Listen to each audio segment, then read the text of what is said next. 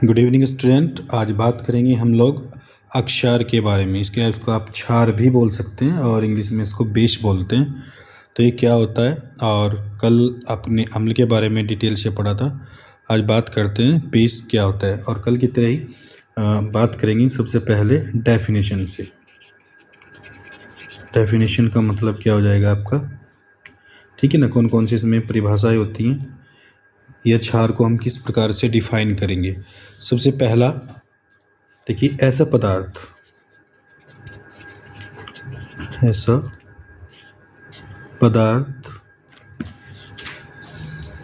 जो जल में,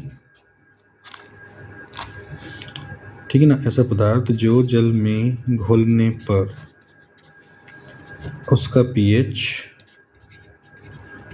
7 से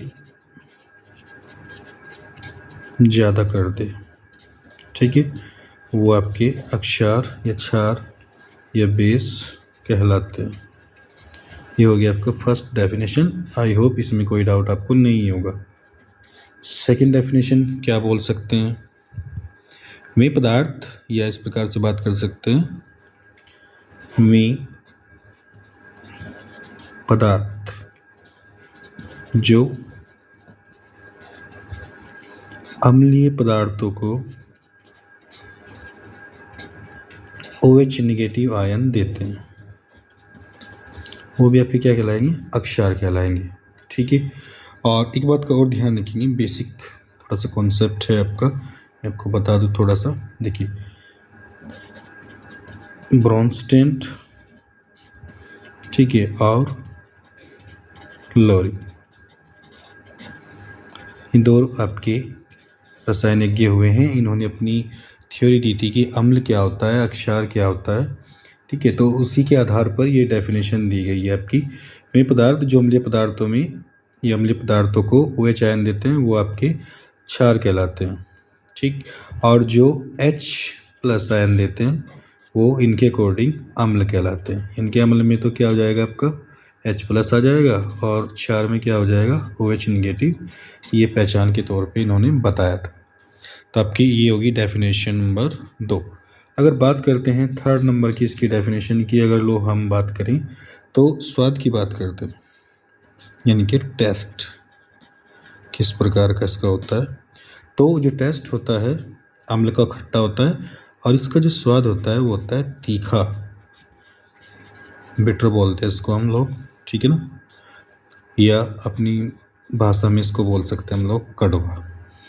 तो आई होप यहाँ तक कोई डाउट नहीं होगा। या फिर देखिए, और भी बता सकते हैं, वे पदार्थ, ठीक है ना, जिनका स्वाद कड़वा होता है और जो साबुन के जैसे फिसलन पैदा करते हैं, साबुन की जैसे क्या करते हैं, फिसलन पैदा करते हैं, वो भी आपके क्या कहलाएंगे, अक्षार ही कहलाएंगे। यहाँ तक भी कोई दिक्कत नहीं होगी, ठीक है ना। या फिर अगर एक और डेफिनेशन की बात कर दें हम लोग, तो इसमें ऐसे याद रखेंगे, वे पदार्थ जो अम्ल के साथ मिलकर, ठीक है ना, अम्ल के साथ मिलकर लवण व जल का निर्माण करते हैं, ठीक है, वो भी आपके अक्षार कहलाते हैं। इसमें भी कोई डाउट आपको नहीं होना चाहिए, यहाँ तक तो कोई दिक्कत नहीं होगी। ये आपकी होगी डेफिनेशन, यानी कि अगर पहले डेफिनेशन की बात करेंगे आप, तो वे पदार्थ जो आप जल में घोल दें तो उसका pH 7 से ज़्यादा हो जाए, फर्स्ट डेफिनेशन है। सेकंड डेफिनेशन में वे पदार्थ जो अम्लीय पदार्थों को OH आयन देते हैं, यानी कि ये ब्रोंस्टेन और लोरी का जो थ्योरी है उसके अकॉर्डिंग दिया गया है। तीसरा, वे पदार्थ जिनका जो स्वाद होता है वो तीखा यानी कि कड़वा होता है, और इनमें क्या होता है, साबुन के जैसे फिसलन होती है, यानी कि साबुन के जैसे सॉफ्ट महसूस देंगे आपको ही। और जो चौथी डेफिनेशन है, वे पदार्थ जो अम्ल के साथ मिलकर क्या कर लेते हैं, लवण व जल का निर्माण करते हैं, वो भी क्या कहलाएंगे, आपके अक्षार कहलाते हैं। अब देखिए, इसके बारे में मैं आपको यहाँ पे एक नई चीज़ ऐड कर देता हूँ। इम्पोर्टेंट है बोर्ड के लिहाज से। एक प्रक्रिया होती है, एक अभिक्रिया होती है, उसको बोलते हैं हम उदासीनीकरण, यानी कि इसको बोलते हैं हम न्यूट्रलाइजेशन बोल सकते हैं इसको। ठीक है, स्पेलिंग आगे पीछे हो सकता है, वो देख लीजिएगा। तो ये क्या बोलता है, उदासीन क्रिया जो होती है क्या बोलती है कि जब भी कोई अम्ल किसी अक्षार के साथ क्रिया करेगा तो ऑलवेज वहाँ पे साल्ट एंड वाटर मॉलिक्यूल का निर्माण होगा। देखिए जैसे कोई अम्ल ले लीजिए HCl और कोई क्षार ले लीजिए NaOH, तो यहाँ पे एसिन को बाहर निकाल देते हैं हम लोग। ये Na हो गया ACl, यानी कि तो बन गया आपका साल्ट, और H2 आगे इसमें बनना ही बनना है। प्लस क्या होता है, इसमें हीट भी जनरेट होती है। ठीक है, हीट जनरेट का मतलब ये है कि इसमें उष्मा भी बाहर निकलेगी, चाहे वो ज़्यादा निकले चाहे वो कम निकले, इसमें कोई दिक्कत वाली बात नहीं है, लेकिन वहाँ से हीट जो है वो भी बाहर निकलेगी। ठीक है, एग्जाम्पल की बात कर लेते हैं कि कौन कौन से इसमें हम एग्जाम्पल लेते हैं इसमें। ठीक है, तो NaOH, KOH, MgOH का होल ट्वाइस, या COH का होल ट्वाइस, या AlOH का होल थ्राइज। इस प्रकार से क्या होता है, ये आपके बन जाएंगे। यहाँ तक कोई दिक्कत नहीं है, इसके हो गए हैं एग्जाम्पल। अब इसके बाद आगे बढ़ते हैं और दो अक्षरों के नाम हमने भी आपको बताए हैं, एक बार दोबारा से उनको देखेंगे। एक तो है आपका NaOH और एक है KOH। तो इसको बोलते हैं हम लोग सोडियम हाइड्रोक्साइड है वैसे, और ये पोटेशियम हाइड्रोक्साइड है, लेकिन इसको जनरल या आम भाषा में इसको कास्टिक सोडा कहा जाता है और इसको कास्टिक पोटाश भी कहते हैं। क्लियर। देखिए इसको कास्टिक सोडा, सोडा का मतलब यहाँ पे सोडियम को इंडिकेट करता है, और पोटाश का मतलब यहाँ पे पोटेशियम को ये इंडिकेट करेगा। इसमें कोई प्रॉब्लम नहीं होनी चाहिए। और इसके बाद एक कास्टिक शब्द आ रहा है, ठीक है ना।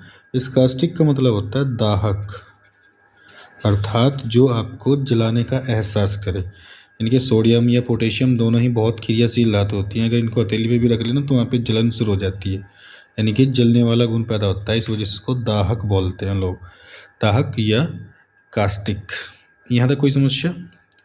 उसके बाद में बात करते हैं, अब देखिए कुछ और भी हैं, जैसे हमने अभी एक डेफिनेशन दी कि वे पदार्थ जो जल में घुल जाएंगे, ठीक है ना, ये क्या देंगे वहाँ पे OH नेगेटिव आयन देंगे, लेकिन कुछ ऐसे होते हैं वो जल में नहीं घुलते हैं और अम्ल के साथ डायरेक्ट क्रिया करके लवण बना लेते हैं, जैसे अमोनिया। अमोनिया भी एक अक्षार ही है। ये क्या करेगा, किसी भी अम्ल के साथ, जैसे HCl ही ले लें आप लोग, इसके साथ क्रिया करेगा। देखिए NH3 था, एक और हो गया, कितना हो गया NH4, और Cl आपका जुगाजू, यानी कि अमोनियम क्लोराइड। ये हो गया आपका अमोनियम क्लोराइड बन गया है, इसमें कोई दिक्कत नहीं है। लेकिन ये भी क्या है, आपका एक साल्ट है, और जब साल्ट है तो ये आपका अम्ल है, और साल्ट और जल बने ना बने लेकिन साल्ट बन गया है, तो ये क्या कहलाता है आपका अक्षार। तो याद रखेंगे अमोनिया भी एक अक्षार होता है। इसके बाद में देखेंगे ध्यान से, इनके कहाँ कहाँ पे हम क्या क्या उपयोग इनके ले सकते हैं, यानी कि जो अक्षार हैं इनकी यूजेस कहाँ कहाँ पे हो सकते हैं। पहला जो समझने वाली बात है, इनका जो जलीय विलयन होता है, इनका जो जलीय विलयन एक्वस जो सॉल्यूशन है वो सुचालक होता है। क्या हो जाएगा, वो सुचालक हो जाएगा। ठीक है, सुचालक का मतलब उसमें करंट इजीली फ्लो हो जाएगा। यहाँ तक कोई डाउट। पहला हो गया आपका ये। दूसरा, जो क्षार होते हैं ना, ठीक, क्षार होते हैं वो क्या कर देते हैं, लिटमस पेपर को, लिटमस पेपर के बारे में कल बात हुई थी, तो लिटमस पेपर को ये नीला कर देते हैं, ठीक है ना, ब्लू। और जो अम्ल होते हैं वो लिटमस पेपर को क्या कर देते थे, लाल। ये कैसे करते हैं, नीला। और एक और होता है उसको बोलते हैं फिनोप्थलीन। फिनोप्थलीन, ये इसका जो कलर होता है, जो क्षार होते हैं फिनोप्थलीन का कलर गुलाबी यानी कि पिंक कर देते हैं। इससे पता लग जाता है कि ये अक्षार ही है। उसके बाद में कौन प्रबल अम्ल है, प्रबल अक्षार है जैसे कल हुआ था, ये बिल्कुल सेम ऐसा ही है। यानी कि अगर ये कहें कि भाई प्रबल अक्षार कौन होगा, ठीक है, या दुर्बल अक्षार कौन होगा, अगर ये कॉमन सी बात करें, ठीक, तो इसकी सिंपल सी आप वही बात ध्यान रखेंगे, जो 100% आयनित हो जाते हैं, ठीक है, जो 100% आयनित हो जाएंगे जल के अंदर, उसको क्या कहेंगे हम, प्रबल अक्षार। और जो आंशिक रूप से आयनित होते हैं, आंशिक रूप से आयनित यानी कि जो कम आयनों में टूटते हैं, उन्हें क्या कहेंगे हम लोग, उन्हें बोल देते हैं हम दुर्बल अक्षर। इसके बाद में और क्या क्या हो सकता है, देखिए प्रबल अक्षर तो आपके यही जैसे NaOH हो गया, KOH हो गया, है ना, इस प्रकार से। और क्या बात कर लेते हैं, जैसे ये आ जाता है एल्यूमिनियम OH का होल थ्राइस। ये जैसे जैसे आप आगे जाएंगे वे आपके क्या कहलाएंगे, वे दुर्बल होते चले जाएंगे, ठीक। उसके बाद में और भी हमें यहाँ से उदासीनीकरण के बारे में पढ़ लिया आपने, डेफिनेशन पढ़ लिया है इसके बारे में, और क्या बोलते हैं इसके जो गुण हैं वो भी पढ़ लिए हैं। अब एक नए टॉपिक पे बात करते हैं, जो अनुप्रयोग है। अब यहाँ पे अनुप्रयोग से सीधा सीधा जो तात्पर्य होता है कि जो हमने अब तक पढ़ा है, अम्ल पढ़ा है या क्षार पढ़ा है, उसका कहाँ कहाँ तक प्रयोग हो सकता है वो देखना है। एक छोटा सा क्वेश्चन यहाँ पे आ जाता है कि क्या हमें अधिक एसिडिक चीज़ों का यूज़ करना चाहिए, यानी कि जो अम्लीय चीज़ हम लोग खा रहे हैं, क्या हमें उनका यूज़ करना चाहिए या नहीं करना चाहिए, ये आ जाता है। क्लियर है? तो अब देखिए, हमें अधिक अम्लीय चीज़ों का प्रयोग नहीं करना चाहिए, ठीक है ना, क्वेश्चन मार्क, यानी कि क्यों, क्या उसका कारण। देखिए उसका कारण समझते हैं हम लोग।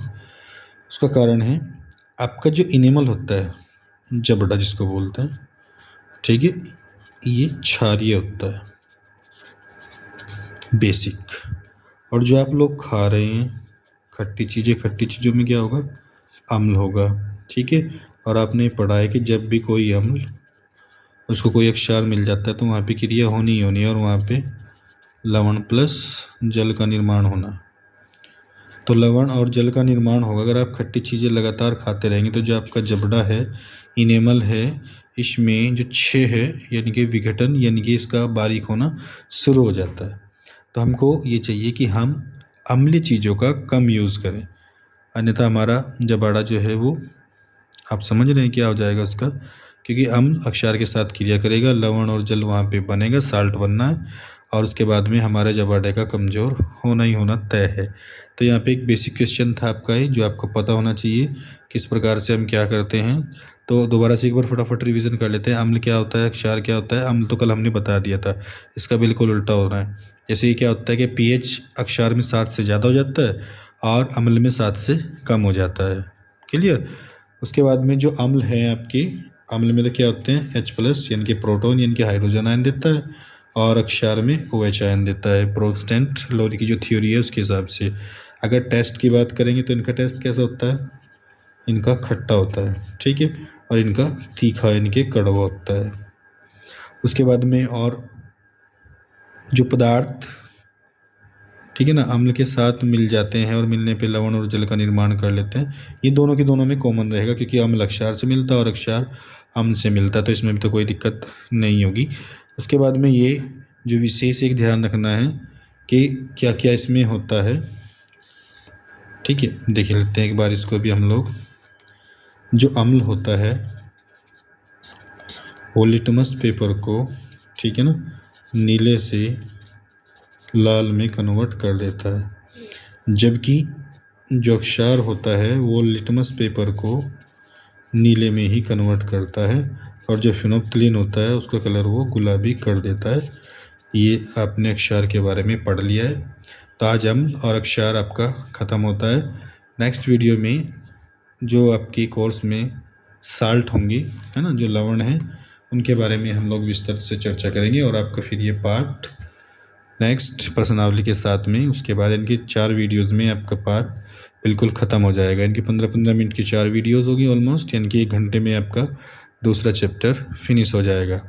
चलिए मिलते हैं फिर आप लोग से नेक्स्ट वीडियो में। और हाँ, ये बात ध्यान रखिए, अगर कोई बच्चा, जिसमें हमेशा बोलता हूँ वो आर्थिक रूप से सक्षम नहीं है, तो ऐसे बच्चों को ये वीडियो ज़रूर आप फॉरवर्ड कर दें, ताकि आपको भी उसका लाभ मिले और जो दूसरा बच्चा है उसको भी उसका लाभ मिल जाए। अच्छा करने से अच्छा ही होता है। चलिए, गुड नाइट।